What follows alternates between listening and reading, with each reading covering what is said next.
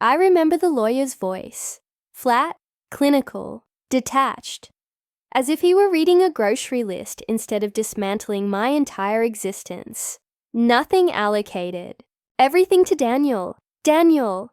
The cousin my parents had always called their real son. I didn't flinch. Didn't cry. Didn't even blink. But inside, decades of swallowed pain sharpened into one point of clarity. You see, I had been the invisible backbone of that family, while Daniel strutted around like the golden boy, smiling, collecting praise, disappearing after every holiday dinner.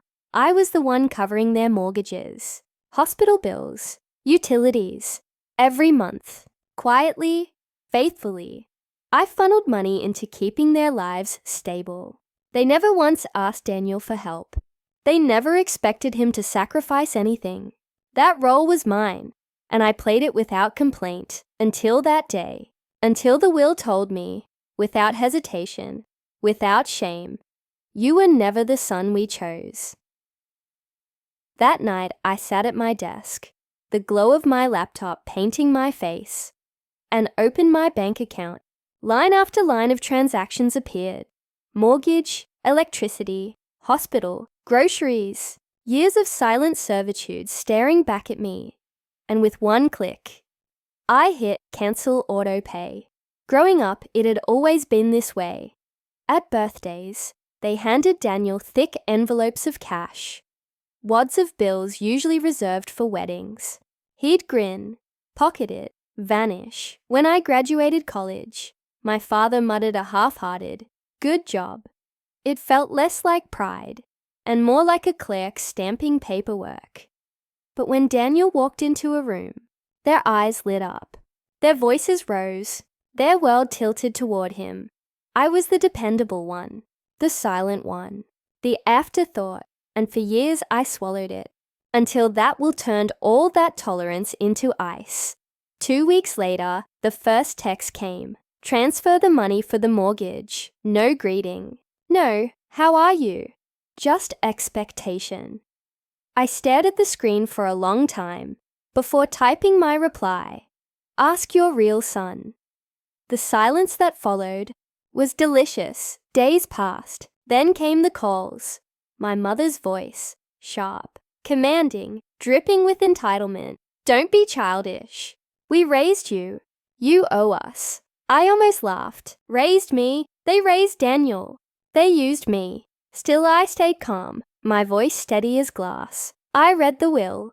It was clear enough. Then I hung up. That was the beginning of the unraveling. Without my money, the mortgage defaulted in 6 weeks. Utilities shut off soon after.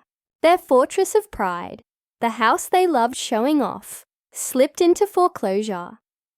Every Friday, I'd check public court records. I watched their names inch closer to the auction block. And Daniel? Their golden boy. He didn't step in. Of course he didn't. He had never been built for sacrifice. Then came the second text. We're being harassed by creditors. Transfer something. Just this once. I waited until midnight to respond. Just one line. You should call your heir. The calls grew frantic. I didn't block them. I let every voicemail roll in, like a new chapter in their downfall. You ungrateful child. After everything we did for you, do you want us homeless? Each word was fuel. Each accusation confirmed that I was winning. But revenge, real revenge, isn't about silence. It's about timing. The final act came on a grey Tuesday morning. My coffee steamed in my hand when my mother texted again. This time, her tone was different. Pleading, almost trembling. We shouldn't have done the will that way. We'll talk to the lawyer. Just please, send the money. For a moment, I almost felt the old pull, the instinct to rescue, to forgive. But then I thought of Daniel's smug grin, my father's cold, muttered praise, the years of sacrifice they had stolen from me. Too late. I typed slowly, each word a blade. You made your choice. Now live with your son, or die with him. Hours later, Daniel himself called. His voice cracked with panic. Why aren't you helping them? You know I don't have that kind of money. For the first time, I let the rage surface. Not loud, not shouting, just steady. I see. They called you their son, their pride, their everything. They gave you the inheritance. Time to earn it. He tried to protest, to deflect. But I ended the call. Clean. Final. I didn't go to the auction. I didn't need to. Strangers took the house. My parents moved into a cramped apartment Daniel could barely afford. Their golden boy, once their pride, was now their burden. And me? For the first time in my life, I felt light. People think revenge is fire. Loud, violent, uncontrollable. They're wrong. Revenge is ice. Cold, precise, unforgiving. I didn't scream when I read that will. I didn't fight, didn't beg, didn't plead. I just stopped paying. And when the collapse came, it wasn't sudden. It was slow, relentless, a glacier grinding everything in its path. I made them live inside the consequences of their own choices. Looking back, I don't feel guilt. I don't feel regret.